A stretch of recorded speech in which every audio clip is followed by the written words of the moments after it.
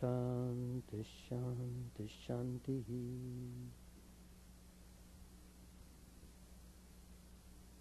Om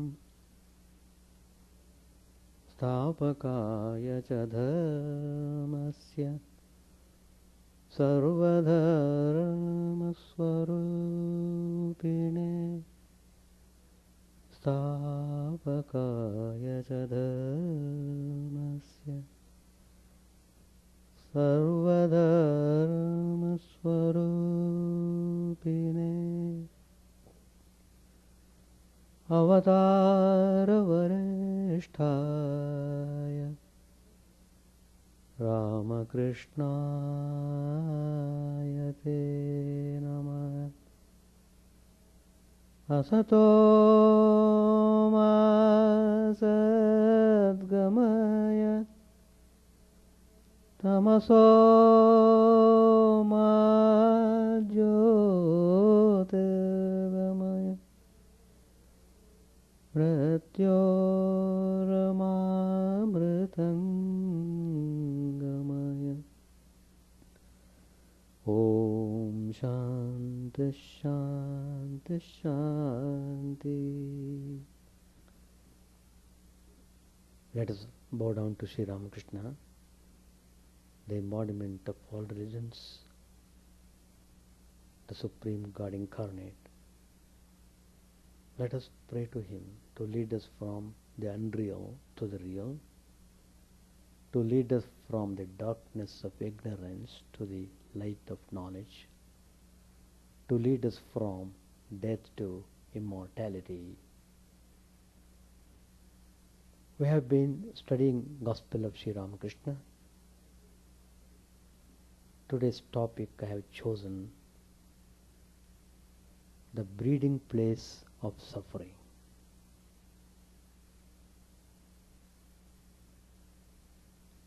Everybody is suffering in one way or other. But we have to find out the cause of suffering.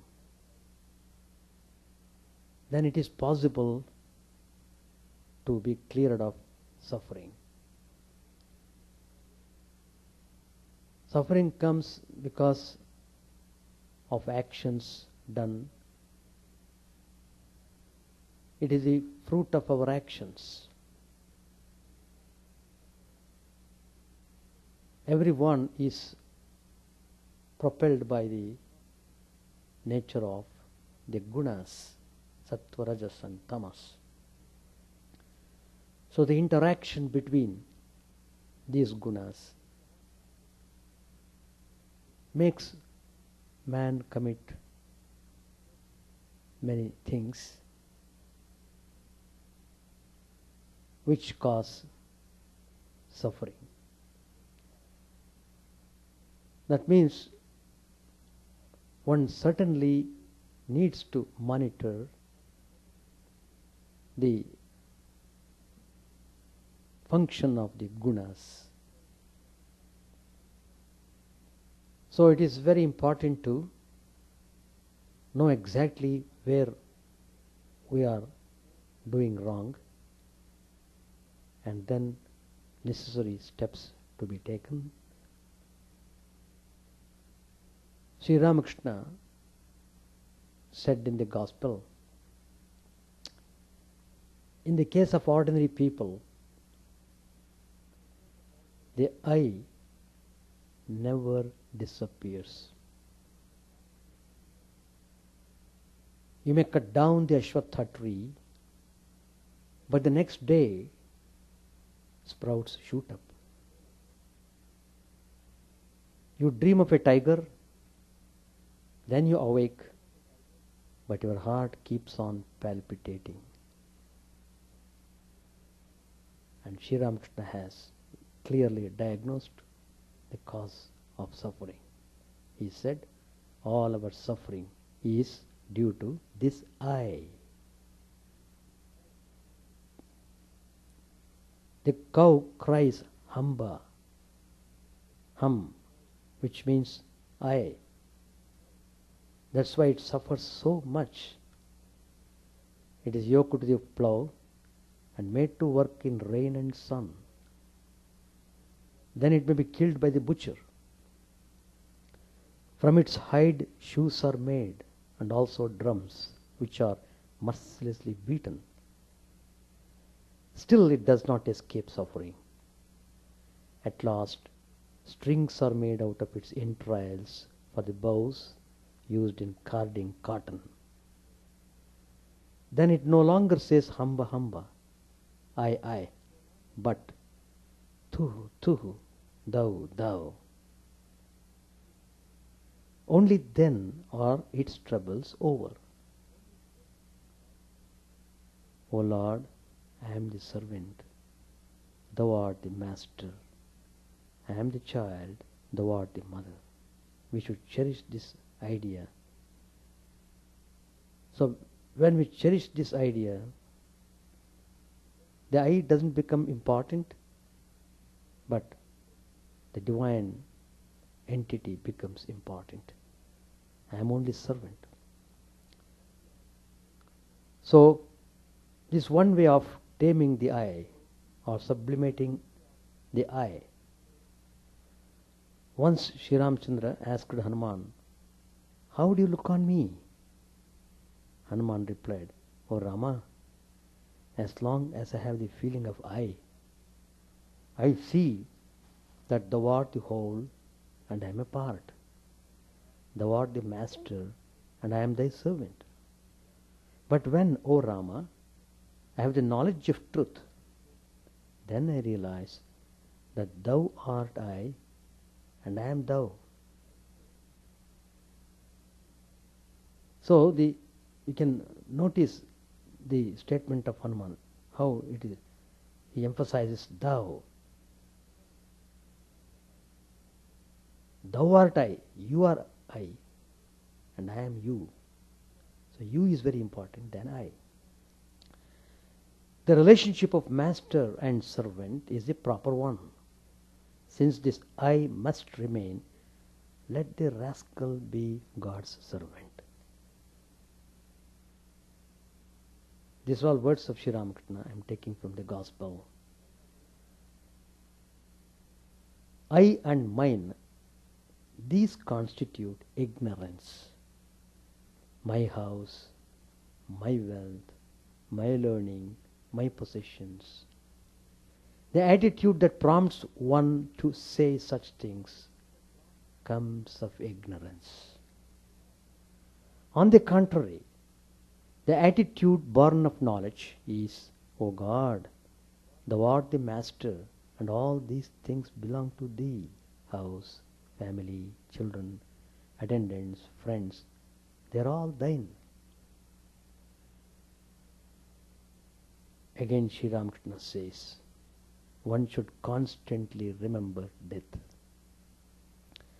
Nothing will survive death. We are born into this world to perform certain duties, like the people who come from the countryside to Calcutta on business. If a visitor goes to a rich man's garden, the superintendent says to him, this is our garden, this is our lake, and so forth. But if the superintendent is dismissed for some misdeed, he can't carry away even his mango wood chest. He sends it secretly by the gatekeeper. So, how we are all steeped in ignorance.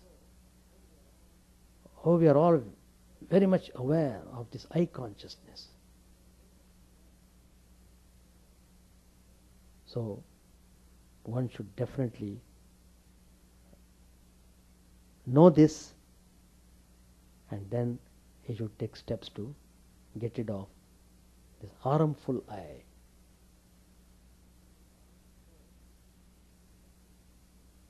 So, suffering, sorrows, they are all happening on account of the play of I. Sorrow is like a slow burning in the mind. However we try to rid out our mind of it, it always lurks. biding its time.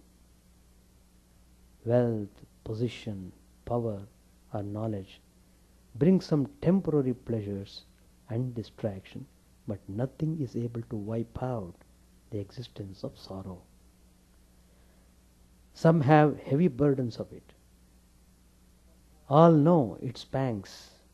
If momentary respite comes, one feels the prick of emptiness and lack of fulfillment in the heart. The truth is that life is largely a painful experience. Misery comes into existence. Why? When the non-dual awareness, that is the real self of man, splits itself into subject and object, splits itself into the dualism. Swami Vivekananda has pointed out in Complete Works, volume number 4.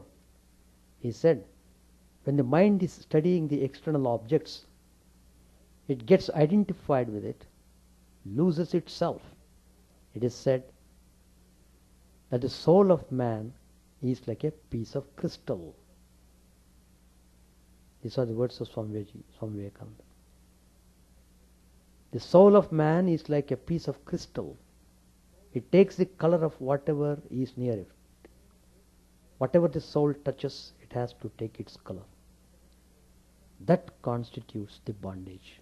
The color is so strong, the crystal forgets itself and identifies with the color.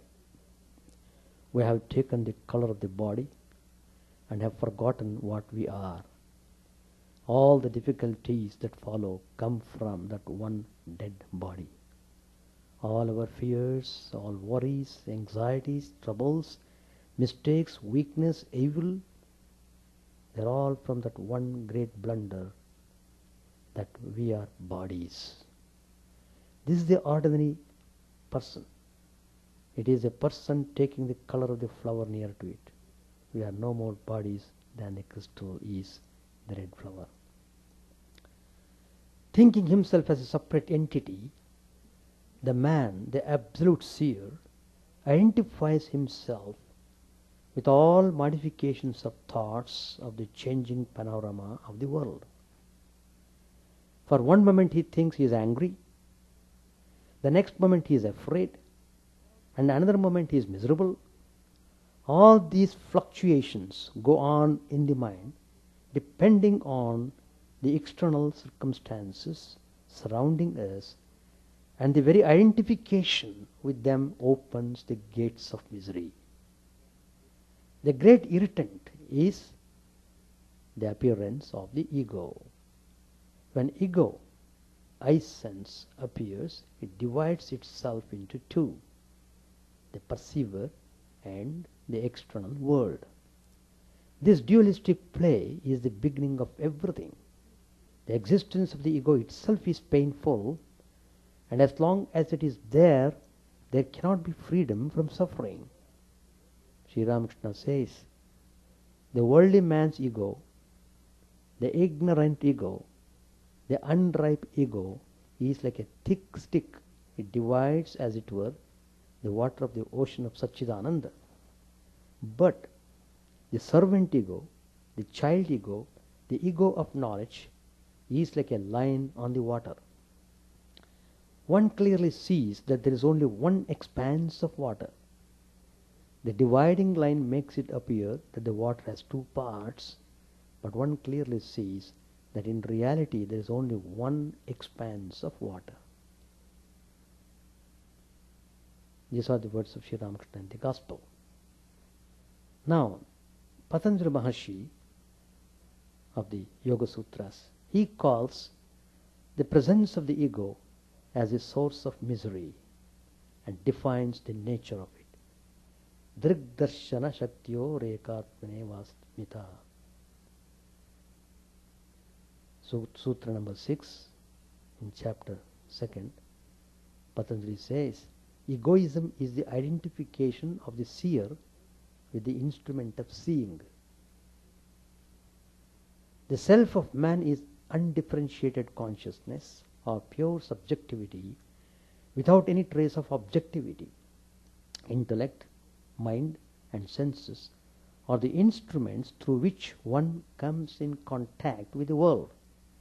But these instruments are objects, and the knower or seer is separate and independent of them. Intellect and mind vacillate and undergo changes. They experience elation and depression, pleasure and pain, but the unchanging witness that watches them is in no way contaminated or influenced by these experiences. We, by mistake, think we are the mind and place our implicit trust in its vagaries, and are tossed to and fro as on the waves of the ocean. This personal I sense, or the ego, is the source of all troubles. Sri Ramakrishna said, what is Maya? Maya is nothing but the egotism of the embodied soul. This egotism has covered everything like a veil. All troubles come to an end when the ego dies. Vyasa, the sage, was once walking through a field of Kurukshetra. It's a nice incident. He found, while walking, a little worm crawling away as fast as it could at the sound of his feet, fearing that it might get crushed under them. The sage noticed it and he smiled, and he said to himself, we regard that creature as worthless and despicable, but look at its anxiety to preserve its life. Oh, what a wonder. Vyasa Maharishi had yogic powers. So what he did was, he gave the power of speech to the worm, so that the worm can express what it wants to say. Then after giving the power of speech to the worm, then the Vyasa Maharishi asked, how is it that having got into this wretched worm life, you are so anxious to preserve it? The worm replied, all praise be to you, O Vyasa. By sinful act, I was reduced to this condition. But this is the fatal illusion, that even in this worm life, I think sufficiently well of myself and have enough to do with my own pleasure and pains. Though mean and despicable in your eyes, I am not so to myself, and that's why I am anxious to preserve my life. These are how the worm answers. Thus, while even the worm thinks so highly of itself, what wonder that we look so big in our own eyes. Indeed, from the atom to the star, every particle in the universe rings with this egoism. And it is this that makes up what we call our world. If by some magic this egoism is purged out of the world, the unconditioned universal self, or God, alone will remain. Few of us are able to look beyond ourselves to rise above this foolish I. Shankaracharya, the great exponent of Advaita, he warned in the Vivekananda, in verse number 298, you will find this verse, Yavat syat swasya sambandhohankarena duratmana tavanna desha matrapi muktitavarta vilakshana. Muktivarta vilakshana. Yavat syat swasya sambandhohankarena duratmana tavanna lesha matrapi muktivarta vilakshana. He said, so long as one has any relation to this wicked ego, there should not be the least talk about liberation, which is extraordinary. There is pure existence, the knowledge of beingness. This sense of existence expresses itself in the feeling, I am. Around this harmless feeling of beingness, a lot of information or knowledge is accumulated about oneself through interaction with the world. A person not only knows that he exists, but it defines the states of his existence. In other words, he says he exists as a tall or short person, a happy or unhappy one, or one wealthy or poor, important or neglected. How does he come to know all these things? These feelings stem from the knowledge that he has collected about himself, either directly from others or through his own instinctive reactions and comparisons. This bundle of definitions he has formed about himself is his ego. Very young children have only the sense of their simple existence. They do not know much about whether they are rich or poor, miserable or happy. It is in the grown-up persons that the ego is fully developed, with a lot of rock-hard information about itself. What happens if we can remove all these accretions, the descriptions about ourselves? We would remain as pure awareness, the witness, without any self-imposed binding limitations. As Swami Vivekananda said, the crystal knows what it is, takes its own color. It is meditation that brings us nearer to truth than anything else. To watch the objects without a desire to possess them is spiritual practice.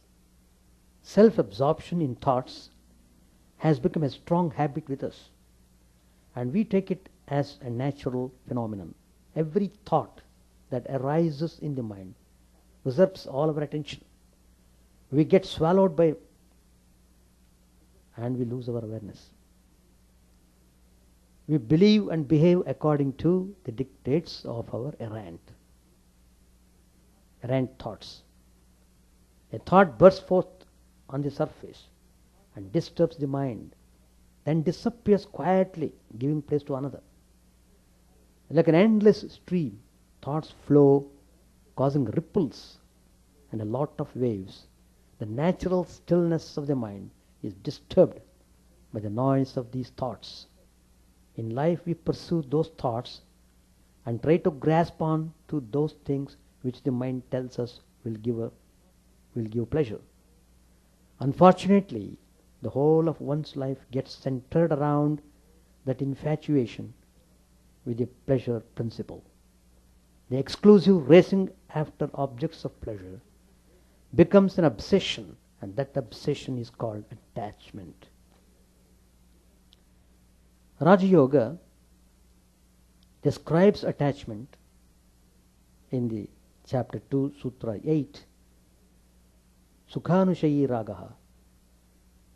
Attachment is that which follows remembrance of pleasure. Remembrance of pleasure.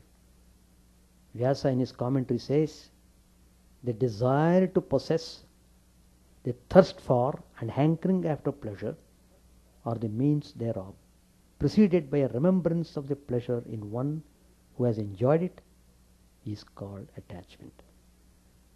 The word Anushayi following implies that the pleasure enjoyed exists as latency or remembrance in the mind.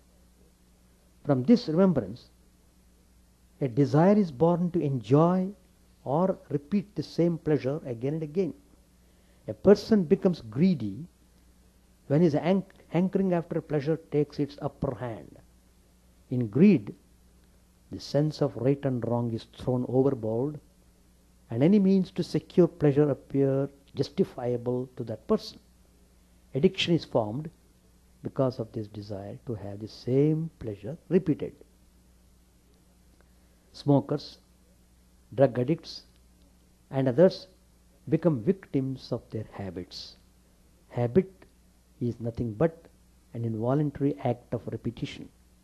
It is certainly a kind of slavery, and this slavery to pleasure is attachment. In attachment, the intelligence to discriminate between good and evil is absent. A person's freedom is lost when he depends helplessly upon things for the fulfillment of his petty desires. Another source of pain is aversion. Dukkhanushayi dveshaha. Dukkhanushayi dvesha. Aversion is that which dwells on misery. Vyasa expounds, aversion is the feeling of resistance, mental disinclination, propensity to hurt, and anger towards misery or objects producing misery, arising out of a recollection of the pain by one who has experienced it before. In the pursuit of pleasure, many obstacles thwart one's efforts, giving rise to frustration, anger, and hatred. Remembrance of pleasure or pain is there in all beings. We dislike those things which have brought us pain or persons who have caused us suffering. Attachment and hatred are but the two sides of the same coin. When anything is agreeable and pleasant, we get attached to it. The disagreeable and painful give us the opposite feeling, revulsion. Both these feelings depend on our previous mental impressions or experience. This is the reason why certain things give pleasure to some people and the same things create emotions of antipathy in others. To some, non-vegetarian food is a matter of pleasure. To others, it is repulsive. To those whose ears are educated to enjoy Indian classical music, to them Western music may sound like nothing but noise. Perhaps they are worse for a man of the West. So ideas of pleasure and pain differ from person to person. What is pleasure to one may be unpleasant experience to another.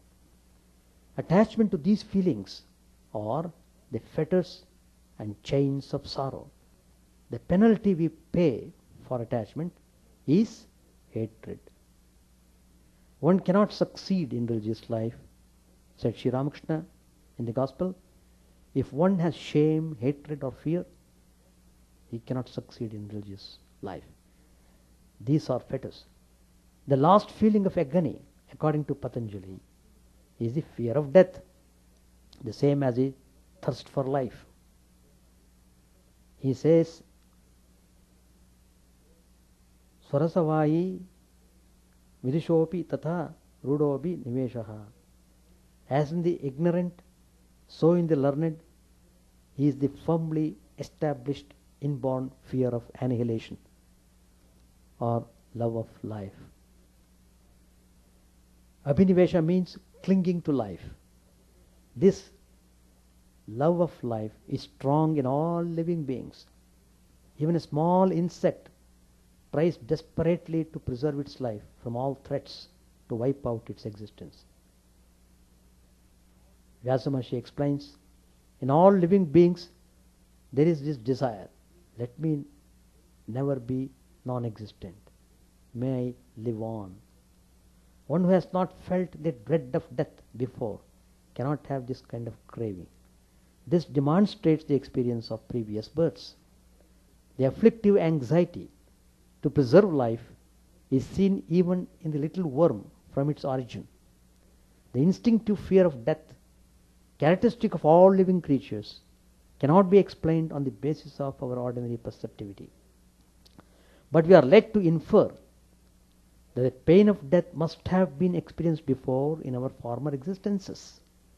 This affliction, the fear of death, is found in the extremely ignorant as well as in the wise who have come to know both the previous life and the future one. Why? The vasana, or subtle latent impression, having been brought about by previous experience of the pain of death, is common to all, the intellectually powerful as well as the ignorant.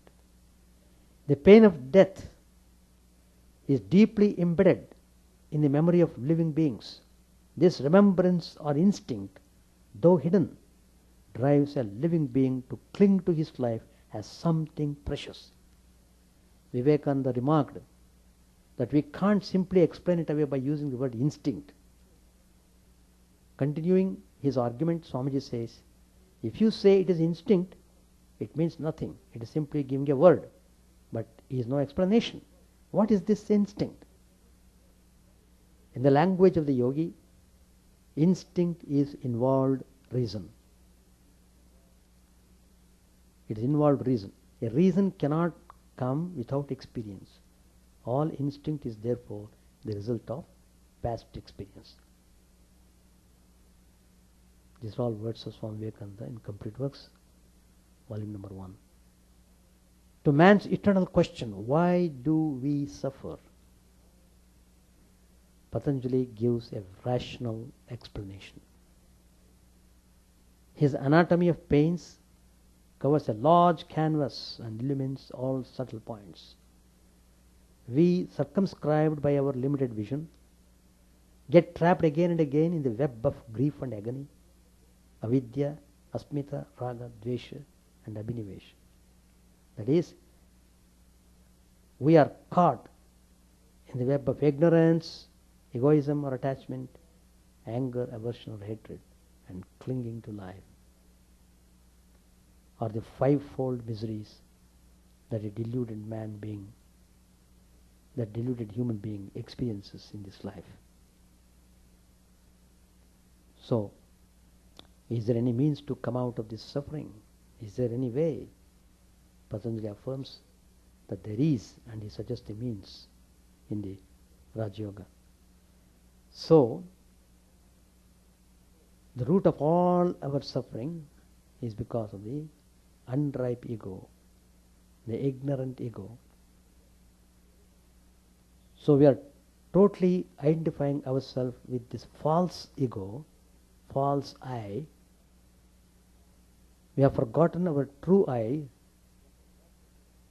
The true I, the real I is Atman, the ever witnessing principle, Sakshi. For some reason unknown to us, we are in the state of ignorance.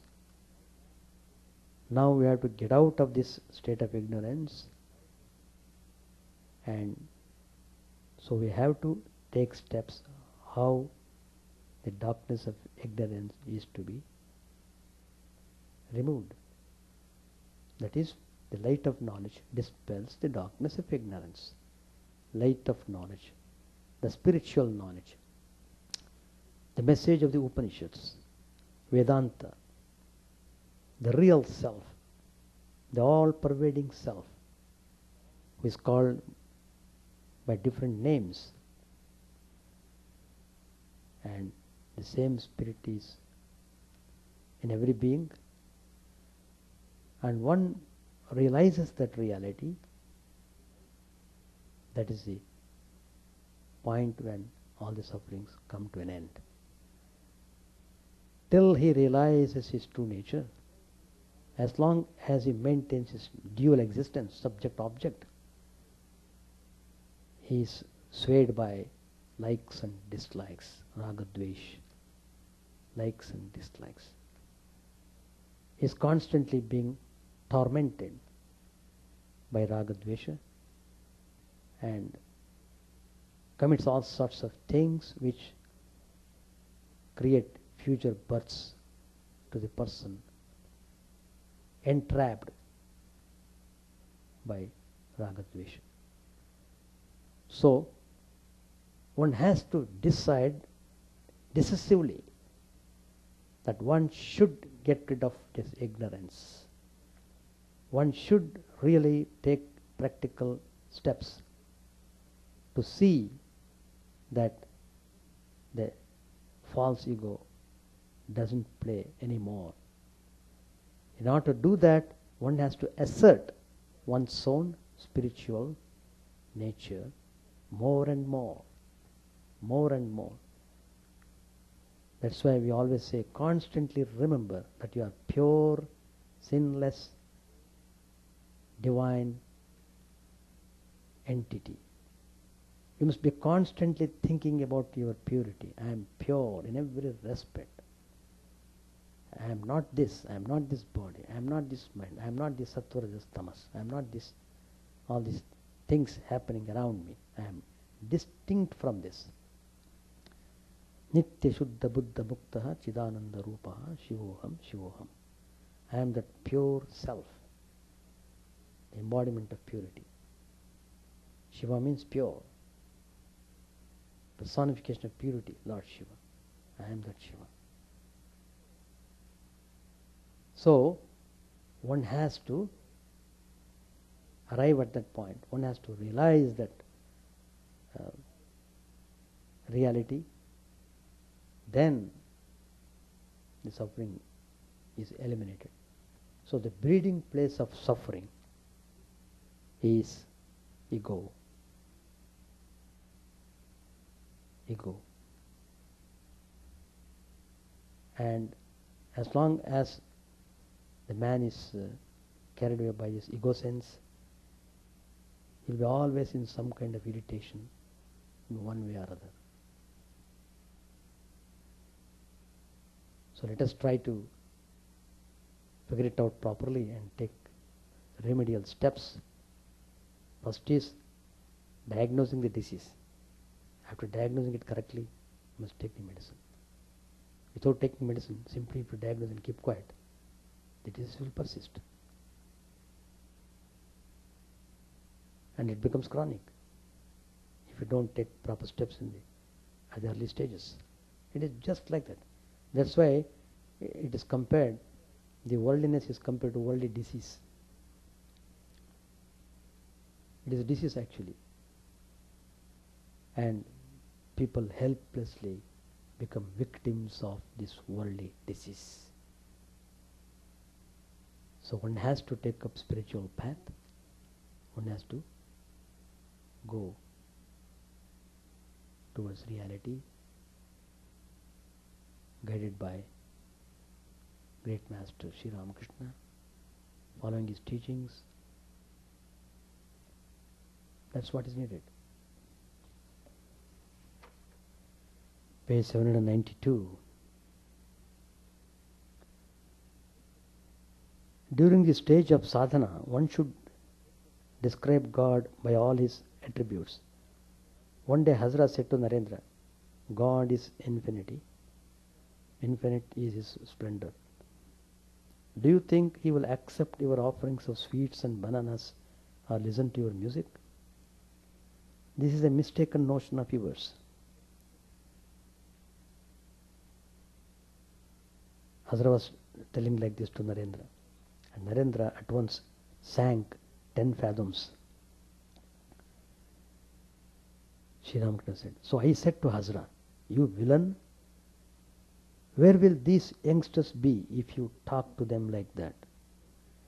How can a man live if he gives up devotion?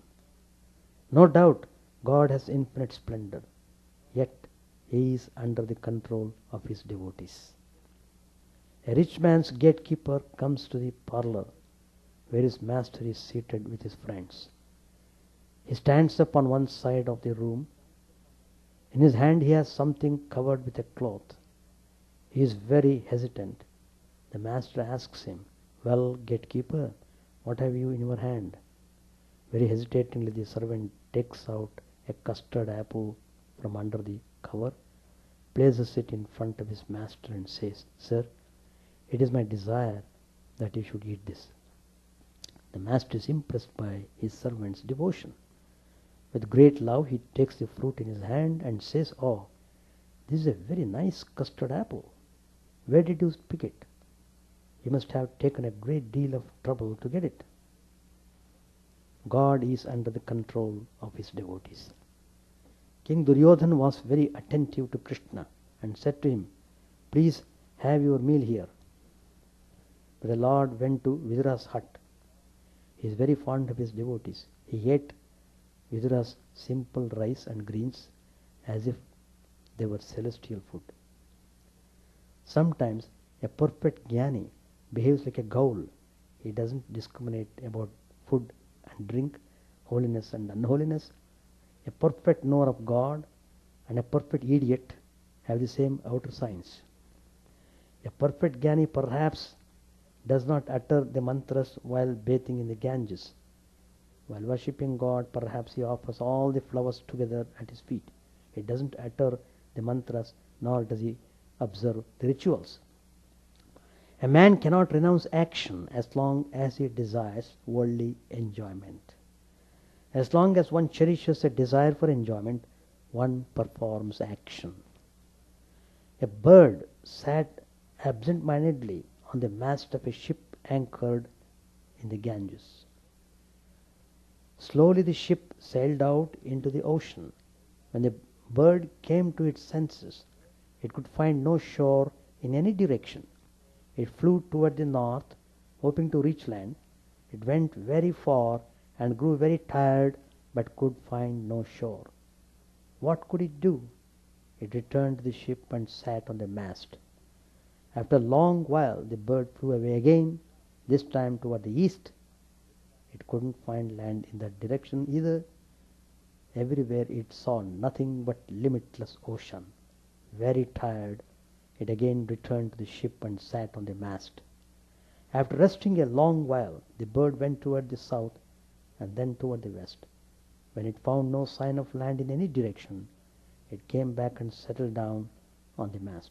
It did not leave the mast again, but sat there without making any further effort. It no longer felt restless or worried because it was free from worry. It made no further effort. Captain said, "Oh, what an illustration." Master said, "Worldly people wander about to the four quarters of the earth for the sake of happiness. They don't find it anywhere. They only become tired and weary. When through their attachment to lust and gold, they only suffer misery, they feel an urge toward dispassion and renunciation." Most people cannot renounce lust and gold without first enjoying it. There are two sorts of people: those who stay in one place and those who go about to many places. There are some sadhakas who visit many sacred places. They cannot settle down in one spot.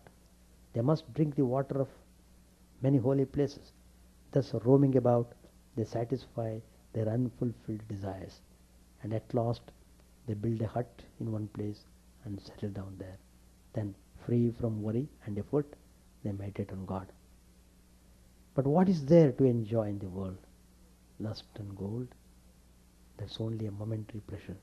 One moment it exists, and the next moment it disappears. The world is like an overcast sky that steadily pours down rain. The face of the sun is seldom seen. There is mostly suffering in the world. On account of the cloud of lust and gold, one cannot see the sun. Some people ask me, "Sir, why has God created such a world? Is there no way out for us?"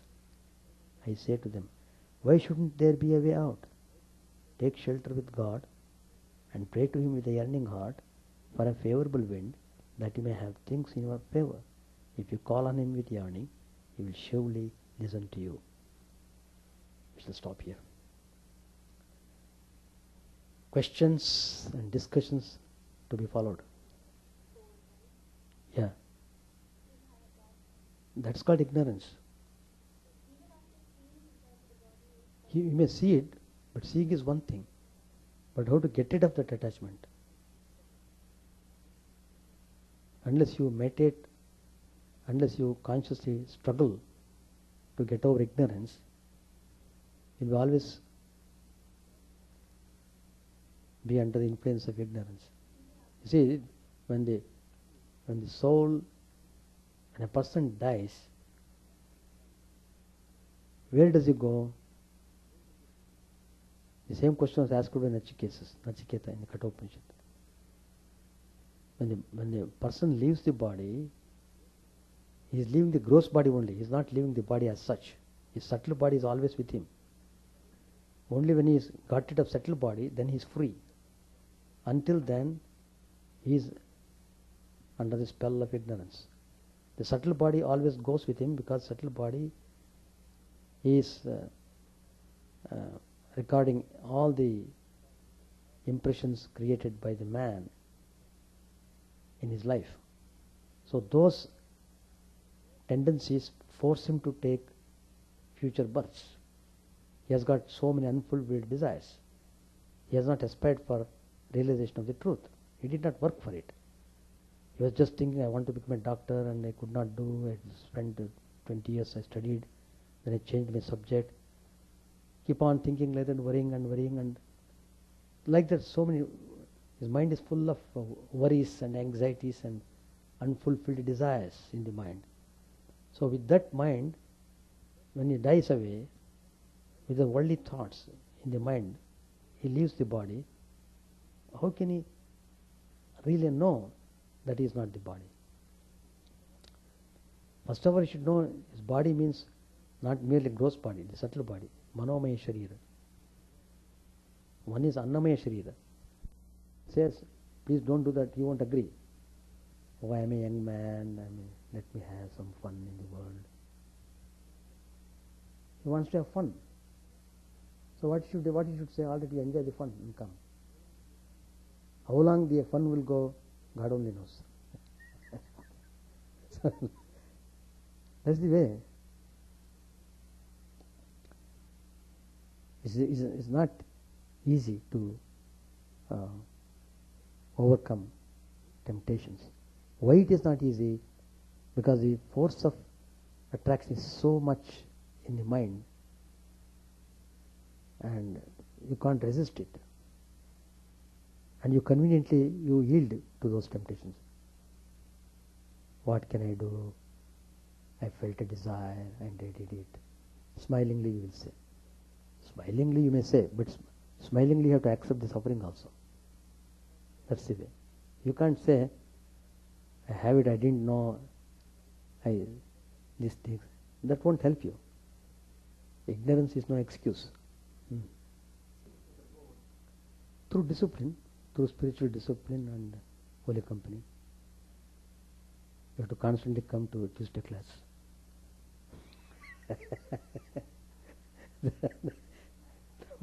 Holy company. And you have to pay more visits to Ganges. So, because it's not easy, though you have got conviction. How the yearning comes stronger? Yearning becomes stronger only when you minimize your desires.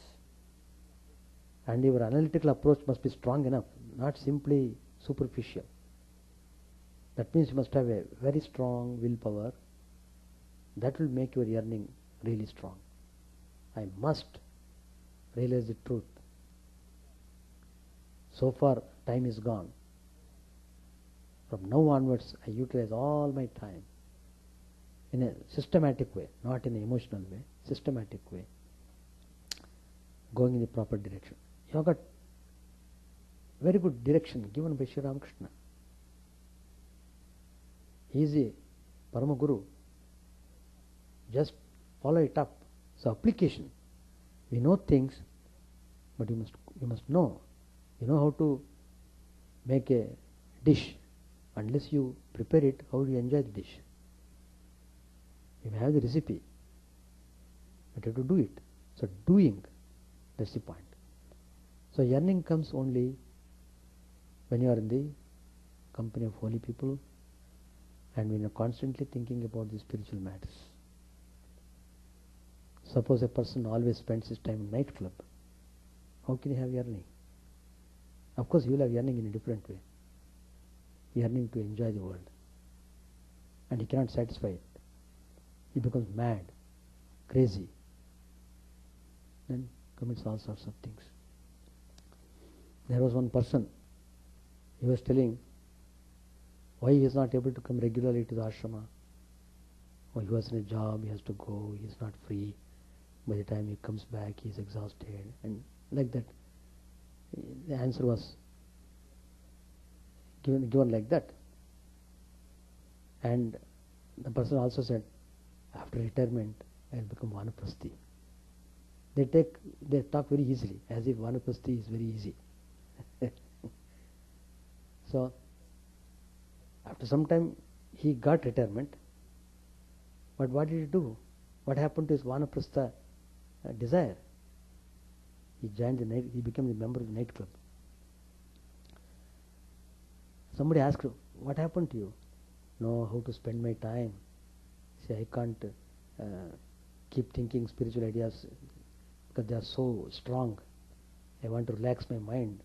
My system is weak, my mind is tired, and I can't take those ideas. So if I go to nightclub, I can play cards and I can engage myself in some engagement, the entertainment. That keeps me away from worries. So how he is postponing, when he was able to do sadhana, he did not do. When he is unable to do sadhana, he wants to do. That's the way how we are caught up. But anyway, in spite of all our weakenings, in spite of all our weakness and faults, God is ever gracious to us. The moment you start thinking of Him, that moment onwards you become really blessed. Great poet of Karnataka, Purandar Das, has done a very nice composition. He says, every moment you think of the name of the Divine, those moments are auspicious moments. The moments which you have not thought of the Divine, they are inauspicious moments. So you can watch throughout your day how many times you are able to maintain, at least part of the mind was dwelling on God. Though you are engaged in some duties, it doesn't mean the whole mind is sitting on the duty. One mind is always something on something else. Even the person is doing duty, part of the mind is on the home. He'll be thinking, what happened to my child, what happened to my family, how are they, etc., my grandmother. They think. So, in the same way, are you thinking of God in a positive way? That's it. That we have to ask. So, yearning we have to build up, we have to cultivate. You have to cultivate. And it is possible only when you be in touch with holy company and follow disciplines earnestly. For that, zealousness is required. In fact, I spoke about this zealousness in the last class, I think. Last class, before last class. So, if you want to know exactly what zealousness is, please play the cassette, zealousness.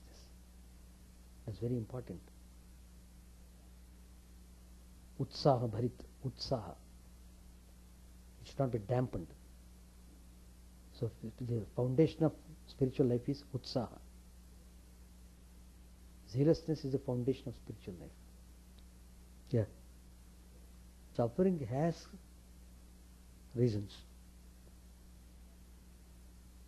For example, in the same Ramayana there is a story of Kabandha, Rakshas, who could not move about.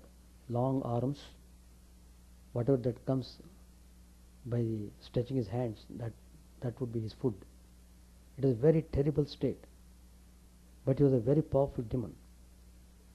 And he was in that suffering state only by the touch of Sri Ramchandra. When Sri Rama and Lakshman, they went and cut off the arms, then he was liberated. And then he began to tell his story, why he was in that condition, why he was demon like that.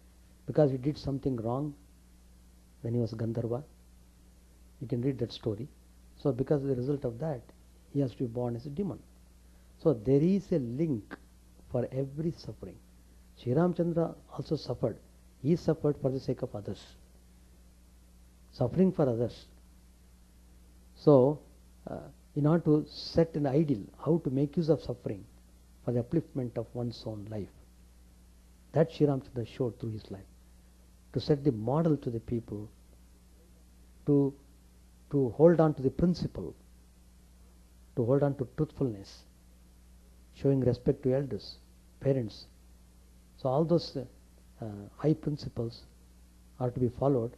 Whatever the difficult circumstances one may have to pass through, he should not be yielding to those difficult circumstances. So Swami Vivekananda also suffered. Without penny he came to America, and how much he suffered. Yet he suffered for the sake of humanity. Out of infinite compassion to show the spiritual path to the humanity, Swamiji withstood all suffering. Even though lots of people criticized him, ridiculed him, all sorts of things. On one side, he had tremendous name and fame, power, position.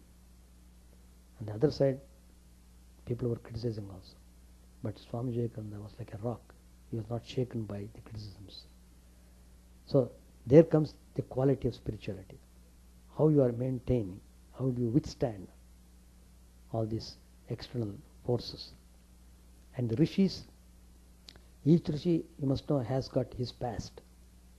And every suffering comes for some reason. So it's a very intricate theory. And it is true when the whole creation is under delusion, deluged, pralaya. When pralaya comes, good, bad, everything will be dissolved. So what? But then life is not over. And Sri Ramakrishna himself explains that when the new creation starts, all the beings are being born again with the same propensities from where they had stopped in the previous life. So nobody can escape. None. So one can enjoy the divine bliss only when he attains freedom. It's called Atyantika Mukti. Atyantika Mukti one attains only when his mind is fully turned towards God. No more of other things, fed up with other things. He's not bothered about life or death or any such thing. He is totally immersed in his own true self, and he meditates on that and is happy with that. Such a man is not fear of death. He is not fear of anything. So, like that. And even Ravan came. Why did he become Ravan? He was one of the sevaks in Vaikuntha serving Lord Vishnu. Because for some misdeed he did, he was to be born as demon. So everything has got a link. And so many people are killed in terrorist actions. Nowadays we are seeing every day. History is repeating. At one point of time, some people massacred all the whole community. At another point of time, some other people coming and massacring other community. It's going on. The fight between, if you analyze it, it's fight between good and evil. Fight for the property, fight for the land. My country, my nationality, my I and mine. That's what I told in the beginning. I and mine. That's the cause of suffering. So Swamiji says that if you have to have the I, let the I be expanded in such a way the whole universe should be covered up by that I. If you want to possess the whole world. The whole world belongs to me. So what? Why should you have to earn billions of dollars and keep in the bank without using it? Just satisfaction. I have got so much money. Same way you feel satisfied, the whole world is with me. Be satisfied. How much you eat, how much you require for sleeping and for your needs, how much? Little bit more you can have. What's the use of having so much, so many things, etc.? That is, the desires are taking shape that way. I want this, I want that. It multiplies, keeps on multiplying. Endless chain. So that's the way. In fact, why the war should be between gods and demons? At no point of time there was no war. Even from the start of the creation, the war was going on somewhere or other. As I said, it is a play of Triguna, Sattva, Rajas, Tamas. So, if all people take to spirituality, then the whole world will stop. In fact, at the time of creation, Prajapati Brahma had got children, and those children, one day Narad Maharshi would come and took up those children and initiate them into spiritual matter. And those children would go with Narada and they would not come back at all. Prajapati was anxious. What happened to my sons? They are going to Narada and they are not coming back at all. And then he found out, oh, he is doing like that. Then he told, look, you should not do like this. If you do like that, everybody will become spiritual. Then how the creation will go? How the game would go? There will not be game at all. So the game should go. And then you must play the game and get out of it. That's why Ramakrishna clearly says, Lila Kshetra. Actually, it has no meaning at all. These people killing, this man killing, that man killing, getting this, getting that. What is it? What does it do by getting that? Just a fancy. So, it is like that. Just like that. You have to build up your spiritual mind more strong. If the spiritual mind becomes strong, then only you can maintain the zealousness. In the initial stage, you have to struggle very hard, because the fort of weakness has to be broken. So it depends upon one individual case. Everyone's case, how that weakness. In some cases, the weakness is not so strong. In some other cases, it is so strong you are helpless. But in that condition, how do you do? Just surrender to God, pray to Him. That's the only way. Oh Lord, I am powerless, I am helpless, I can't do anything. Please, you are my Savior, you are my refuge. And pray like that and be contented with. So you have to practice that. You must know, weakness, that is weakness, so I should not entertain any weakness. That goal you should have. Any weakness coming on your way, immediately you must discriminate. Well, it is happening like this. Let me disconnect myself. You have to positively think like that. It's true. What I am taking may be true. It's easy for me to talk. That I know. But there is no option there. See, we are talking to understand, to know how to deal with. Just like counseling. So, the problem is there, how to deal with that problem. So, various methods are given in the teachings of Sri Ramakrishna. And you have to constantly, you have to develop a taste for spiritual activities. You have to develop a taste. If you hear that zealousness, probably will appreciate. So the duties you have to figure out clearly. There are duties and duties. How far you have to be bound by duties, and what are the duties you have to do? What are the immediate duties? And so you have to discriminate. All things cannot be called as duty, but certainly some responsibilities are there which are definitely they are considered as duties. So you have to figure it out, and you should handle them accordingly. But to have that non-attachment spirit and doing it as a duty, it's a great thing. It is not an easy thing. But if one can do that, it's really great. So, Ramana Maharshi and Nisargadatta Maharaj, both of them, they are giving these teachings. But how did they practice? They did not stay in home and encircled by all the relations and entangled by. Ramana Maharshi just ran away. Without penny, he boarded the train and he went somewhere. So that means his mind was running after spirituality. With great earnestness, he struggled and realized the truth. Afterwards, he is coming and telling us. But how many people really are able to carry on duty at the same time be non-attached? It's a very difficult proposition. Though it's a fact, only Janak Maharshi can do. But all people cannot be like Janak Maharshi. Shri Ramakrishna himself tells that. People always quote Janak Maharshi, but how difficult it is to be like Janak Maharshi. Like that. So, in fact, Shri Ramakrishna himself tells, one time you have to pray also, oh God, reduce my duties so that I can devote more time towards you. Like that.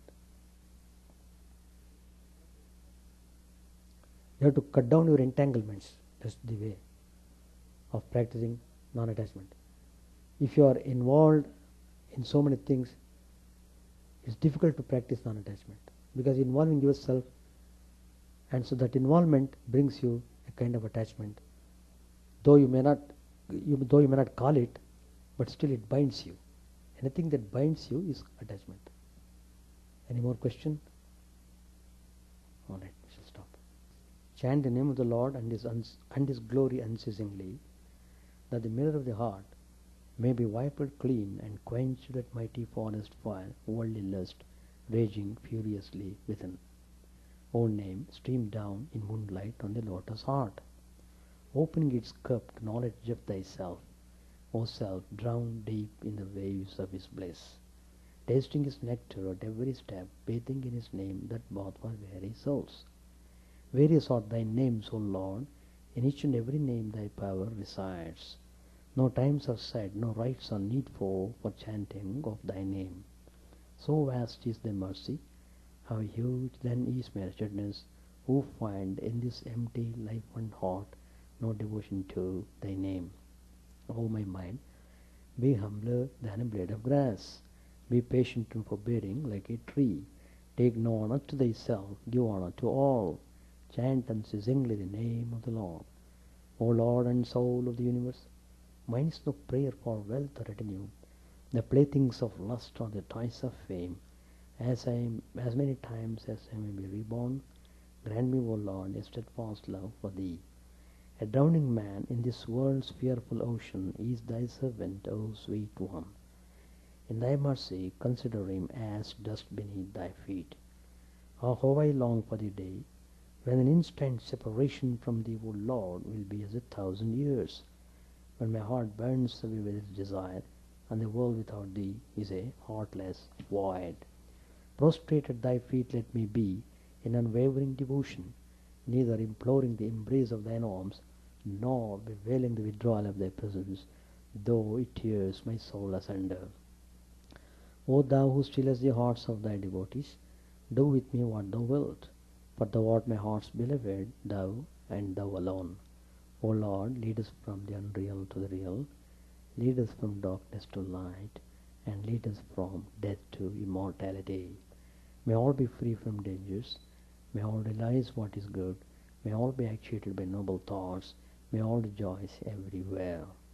May all be happy, may all be free from disease, may all realize what is good, may none be subject to misery. May the wicked become virtuous, may the virtuous attain tranquility, may the tranquil be free from bonds, may the freed make others free. May good betide all people, may the sovereign righteously rule the earth, may all beings ever attain what is good, may the worlds be prosperous and happy.